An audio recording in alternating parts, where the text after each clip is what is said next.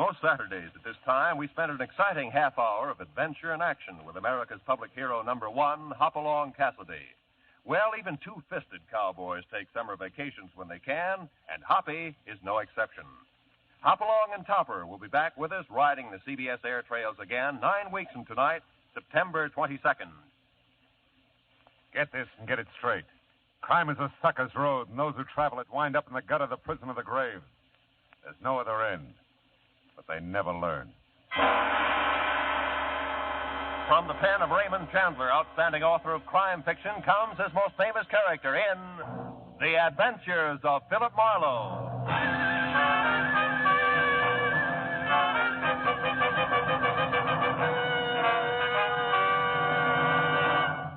Now, with Gerald Moore, starred as Philip Marlowe, we bring you tonight's exciting story, Life Can Be Murder. The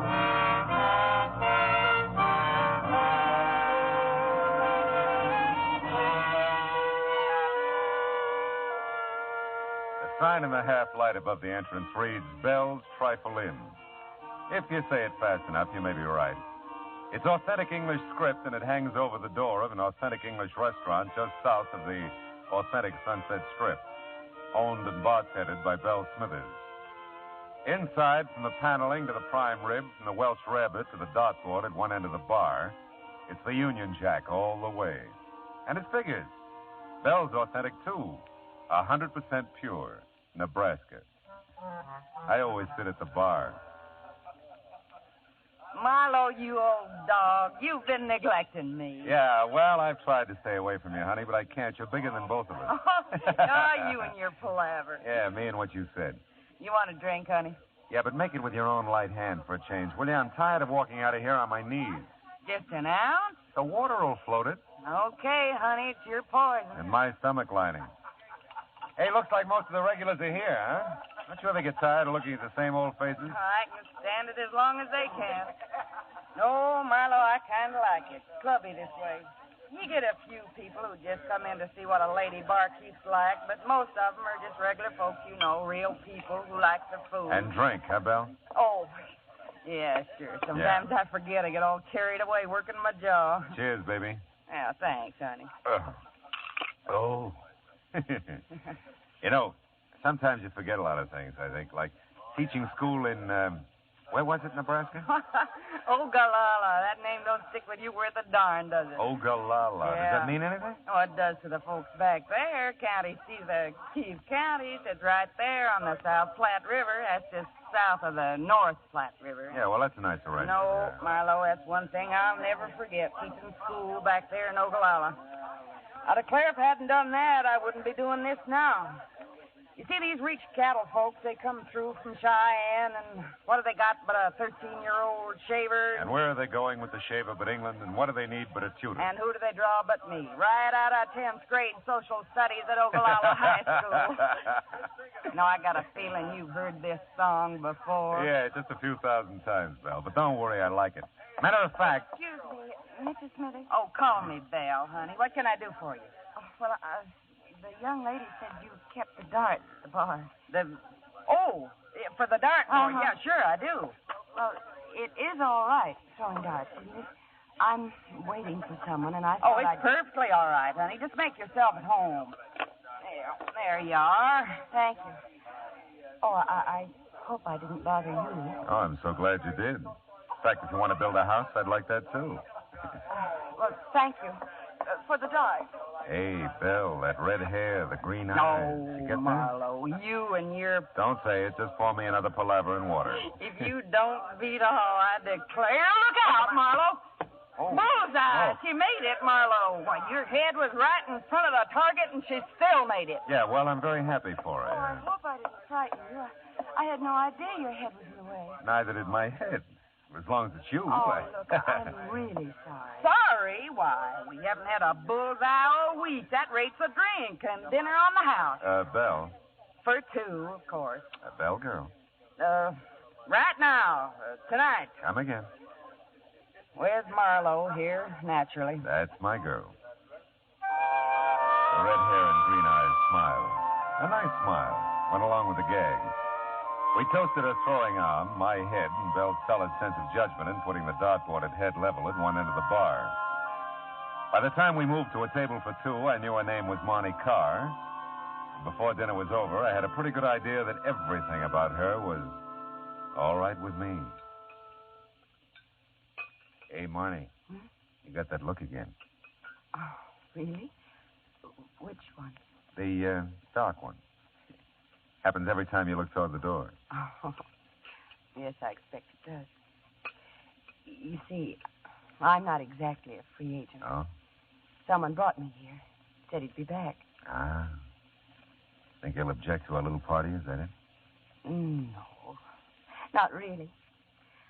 I guess I hope he doesn't come back. I hope so, too.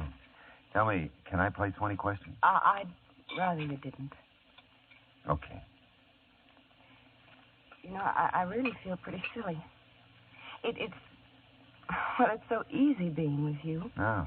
Like I've known you a long time, and I practically picked you up. You know, I've never done a thing like that in my life. Yeah, well, Belle picked us both up. I wouldn't worry about it. I don't think you even heard me.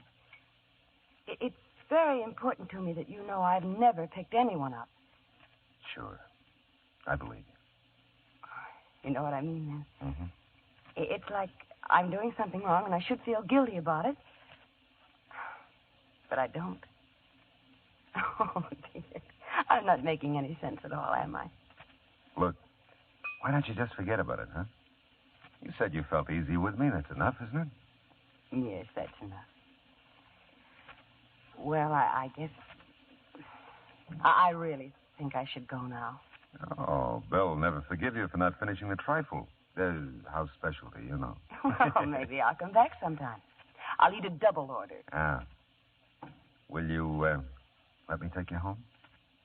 Oh, I don't know. It'll be all right, Marnie. Very all right. Well... Can I take you home? Yes. Yes, you can. Good girl. We'll stop by the bar and slip Belle the grip, and then we'll be on our way, huh? Yes, I do want to thank her. Who could they draw but me? Right out of 10th grade social studies at Ogallala High School. Yeah, you told me, Belle. Great story. You ought to change it a little, Belle, just for listener interest. Hi, Matthews. Oh, hello, Phil. What brings you out? Miss Carr, Lieutenant Matthews. How do you do? Carr. Great dinner, Belle. Dinner bell. Oh, I lost my head. Honestly, Marlowe, I declare you say the darndest thing. Yeah, I'm a regular yell, yeah. It was a very nice dinner, Belle. Thank you. My pleasure, honey. You come again. She will. Night off, Matthews? Yeah, so far. Hey, you two have a drink with I me? think the young lady's anxious to go home. Oh, I'm afraid I'm taking Phil out of his way, Lieutenant, but Bedford Drive isn't too far. Maybe he could Now, come wait a back. minute. I'll make my own arrangements. I know some lovely folks on Bedford. The Dickinson, 600 block. Do you know them? No, I don't. I'm north of there, 2470. Oh. Yeah, well, we'll see you, huh? Night, Belle, Matthews. Good night. It's nice to meet you both. Yeah, good night.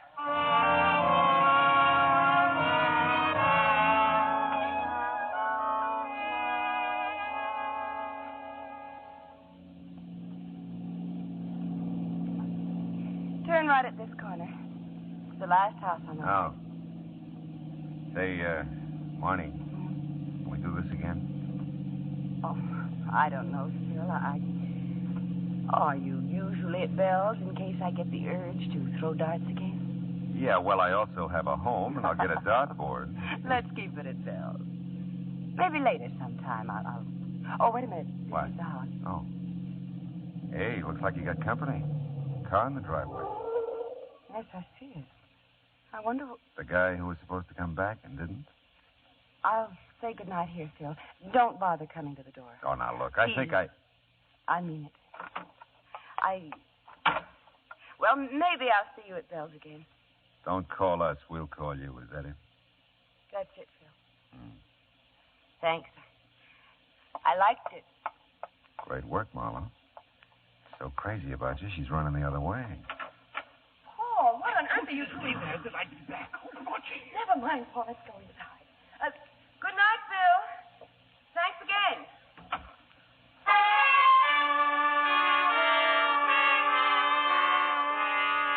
It wasn't ideal the way the evening ended. Not the way I'd planned it, but then how could you plan an evening like that? Girl meets darts, girl throws dart, girl meets boy. Didn't make much sense, but it didn't have to. It was a nice evening. Short, but nice. Monty Carr was a nice girl. And I decided to leave it at that. Nice girl. It was straight up 11 o'clock when I got home. I thought about the red hair and the green eyes for several pleasant minutes, and then I went to bed, to sleep.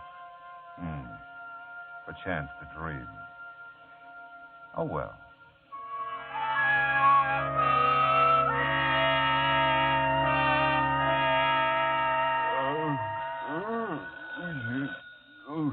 Oh.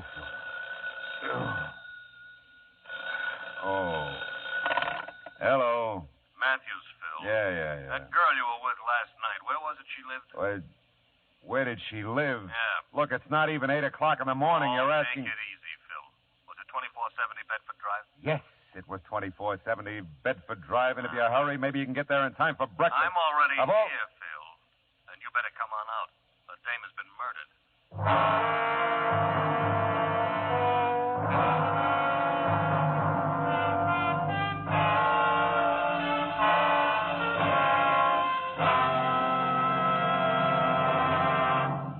In just a moment, we will return to the second act of Philip Marlowe. But first, so you think this old world of ours is fresh out of miracles? Maybe you sort of long for the days of the Arabian Nights or folks of fable who possessed those magic wands, lamps, rings, talismans that all produced wonders? Well, if you do, you'll find CBS's Mr. Aladdin a refreshing gent to meet. He gets the name Mr. Aladdin from the fact that his exciting adventures have the atmosphere of miracles about them. Listen for him later this evening on most of these same CBS stations. And now with our star, Gerald Moore, the second act of Philip Marlowe, and tonight's story, Life Can Be Murder.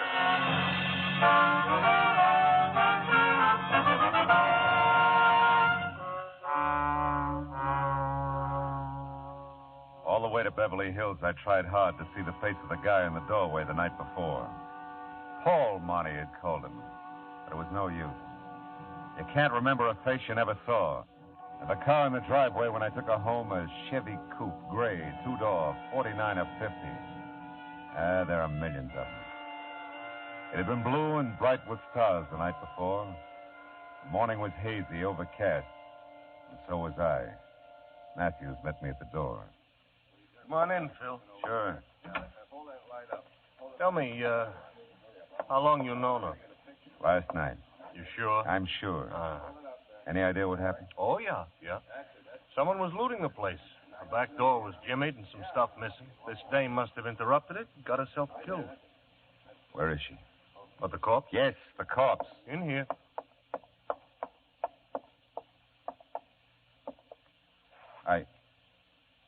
Hey, that's not Marnie.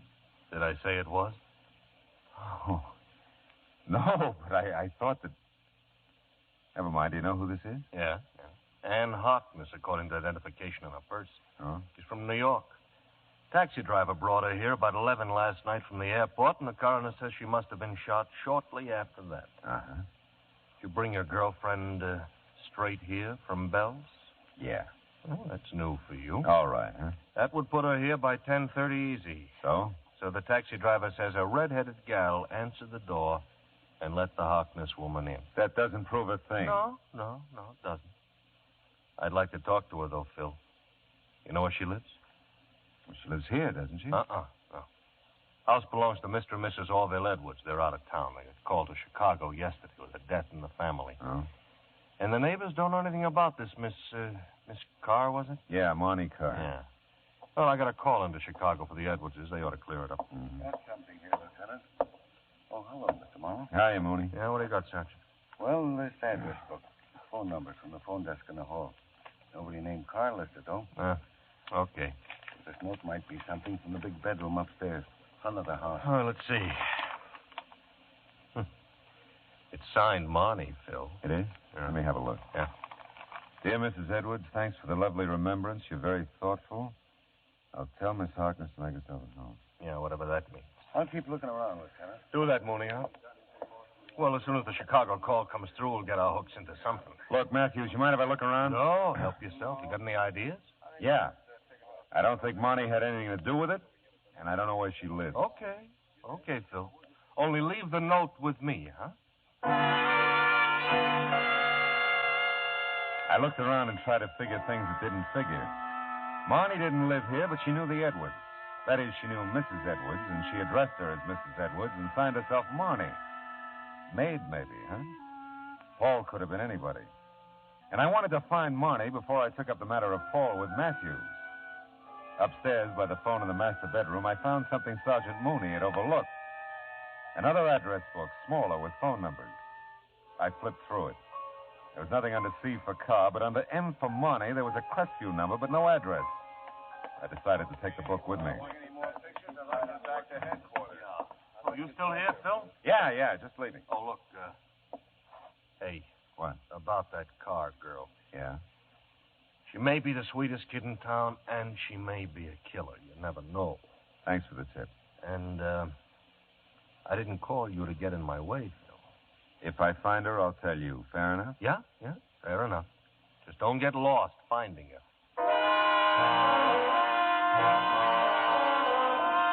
It was kind of a break. Head start, at least. I had a phone number for Marnie that Matthews didn't have, and I wasn't for her against him. He knew that. I just couldn't think murder and Marnie in the same thought. Until I could, I'd string with her if I could find her. The morning haze was lifting somewhat as I stopped at a gas station on the strip and used the payphone.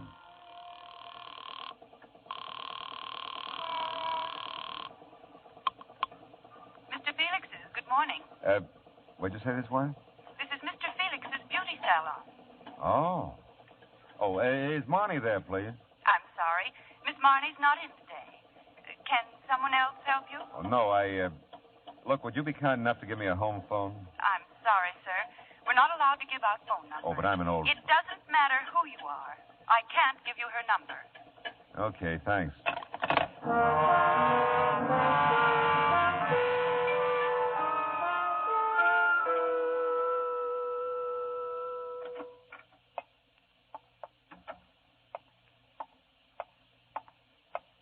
May I help you, sir? I just talked to you a few minutes ago on the phone about Marnie. I remember? told you then. I tell you now, we are not permitted to give out numbers. How did you find us? Well, Mr. Felix is in the book and Marnie's not. Look, really, this is important. I'm doing this for her. I've given Mr. Felix my word, and I've never broken it. Yeah, well, I don't doubt it.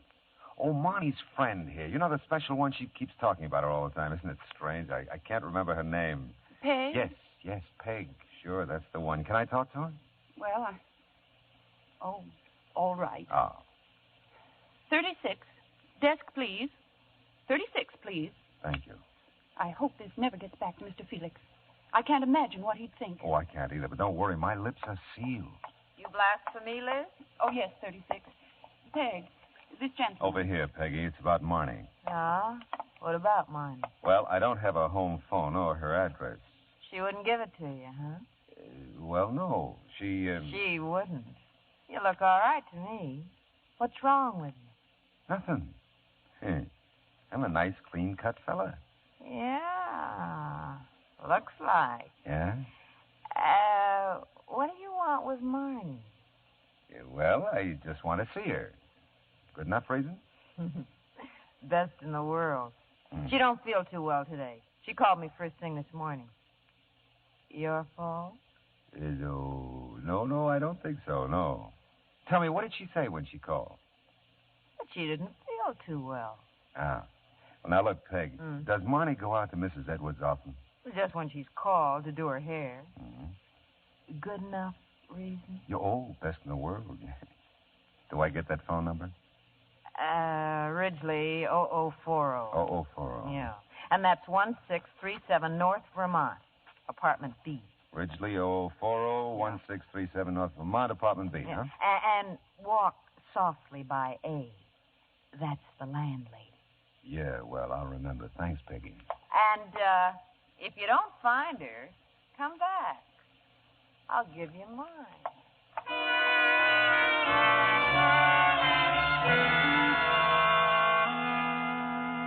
Peg was something of a prophet, among other things. Well, there was no answer to my knock at 1637 North Vermont, Apartment B, and no answer to the phone call I placed in the lobby. So I quit walking softly by Apartment A, knocked there, and the doorway was suddenly filled with a solid block of granite. Yes, I'm a landlady, but if she don't answer the door, it makes sense to me. She ain't in. Well, have you seen her this morning? Ain't seen her since she went to work yesterday morning. Ain't seen him either. Her husband? Husband? Young man, even if I knew, I wouldn't tell you.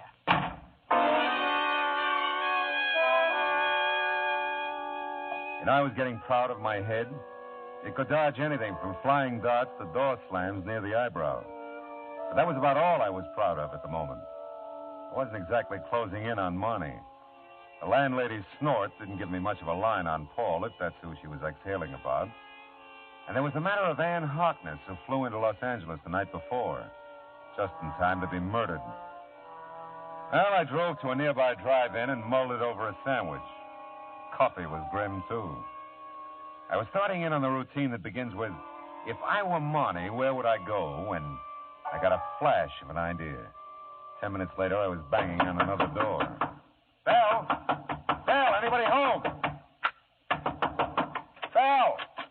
Oh, Marlowe, come in. Oh. I'll arrange for swinging doors first thing tomorrow. I'm sorry, Bell, but I got an idea. I told you lately we're not open for lunch. I said I'm sorry, didn't I? It's just Oh, I'm sorry, too, Marlowe. Guess I'm kind of off my feet today. I All right. declare you ought to see what that butcher sent me in the name of prime rib. And Charlotte Bell. called, said she'd floundered like a beached whale all night, bad tooth. She Bell, went will you here. run down? And when I got here, this was here for you. Oh, let's see. Someone shoved it under the door, I guess. At least that's where I found it. Mm-hmm. Well, land of Goshen, come in. We get enough people, we'll put on a floor show. You have been a busy boy, Phil. Hiya, Bill. Make yourself at home, Lieutenant. I got work to do. If you know that, you also know I'm getting nowhere. Yeah, maybe. Hey, listen. Huh? You've been tailing me, Matthews? Tailing you? Yeah, that's what I said. No. Just the boy's been going the same places you have. Ah. A little bit later all the way around, and along about the second stop, the description began to fit you. It did. Well, now, look, tell me, how did your phone call to Chicago come out? Oh, we found out where your Monte car fits in. Oh? Yeah? That Harkness dame was a friend from New York who came to call on the Edwardses. Uh-huh. And they tried to intercept her when they got the call about that family death in Chicago. Mm-hmm. Only they couldn't reach her. Now, your Marnie told Mrs. Edwards she'd stick around the house and wait for the Harkness dame. Is that all? Well, they described some of the stuff that might be missing. We checked, and it is. It is, huh? Yeah. Tell me, how do you figure Marnie by now? How can I figure her, Phil? She's missing. Yeah. Yeah. She is missing, isn't she, Phil? I said if I found her, I'd tell you. You remember? Oh, yes. I remember, Phil. I just want to make sure you do.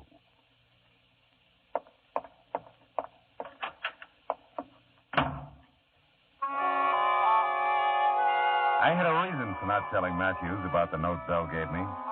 It was signed Marnie, all right, but it wasn't the same handwriting I'd seen in the note she left for Mrs. Edwards.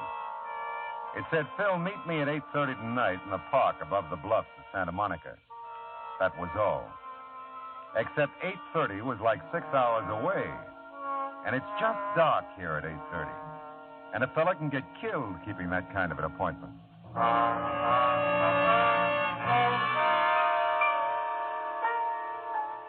Did you ever wait 6 hours for something to happen? Oh, it's no fun. Neither is the thought that maybe something final has happened to a pretty nice person. I was almost sure now that Paul was my boy, but almost wasn't close enough. And I had to find Marnie, if she could be found. And I got to the park above the Santa Monica Bluffs about 15 minutes early. Left my car a block or so away. And all the way to the park, I watched for a gray Chevy Coupe, 49 or 50. When you look for them, they're hard to see. And then I saw it. Parking half a block down, a guy got out and headed into the park. I let him go, got to his car about the time he reached the bluffs. I don't know what I thought I'd find, but not in my wildest dreams did I expect what I found. 3 minutes later, I was foot to floor boarding it up the coast highway toward Malibu. The Seaway Motel, 21245 Malibu Road. That's the way the parking ticket I lifted from under the windshield wiper on the Chevy read. And that was good enough for me. I hit 2 wrong doors before I found the one I wanted, and I had to spring the lock. Morning. Plays rough, doesn't he? Here. I'll untie your wrists. Knows he can get away with it. Phil, I've been such an idiot. You love him a lot, huh? Who doesn't love their own kid brother? Paul is your kid brother? Yeah, all mine. Write it down somewhere, Phil. Big sisters don't make good mothers. Take it easy, honey. You're okay now. Sure, I'm fine. First I catch Paul stealing from the Edwards. Then I stand there like a zombie and watch him shoot down a woman he's never seen before. Take it easy, honey. Oh, Phil, I'm sorry. I didn't want to drag you into this. He asked me who you were when you brought me to the Edwards last night. I'd never heard of you, but Paul had. And... Wait a minute. That's probably him now. Be careful, Phil. He's crazy. I'll be ready for him. Right behind the door.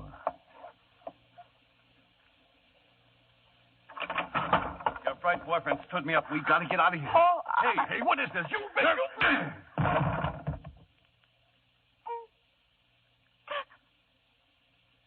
Oh, Phil.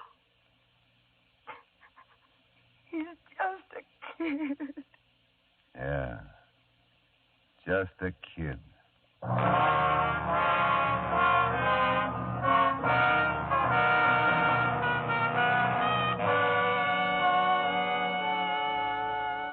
I called Matthews and wound it up.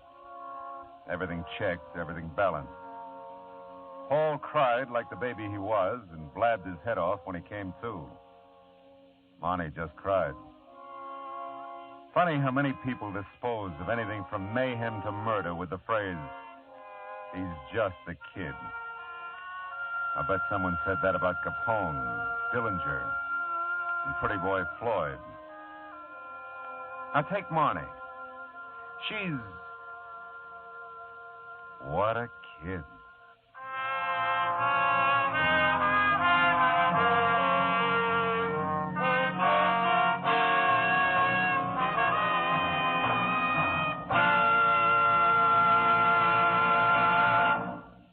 The Adventures of Philip Marlowe, bringing you Raymond Chandler's most famous character, star Gerald Moore, are produced and directed by Norman MacDonald and written for radio by Kathleen Height. Featured in the cast were Virginia Gregg and Joan Banks, with Paul Dubov, Jim Nusser, June Whitley, Shirley Mitchell, and Marjorie Bennett. Detective Lieutenant Matthews was played by Larry Dobkin. Gerald Moore may soon be seen in the Santana production, Sirocco. The special music is composed by Pierre Garrigank and conducted by Wilbur Hatch.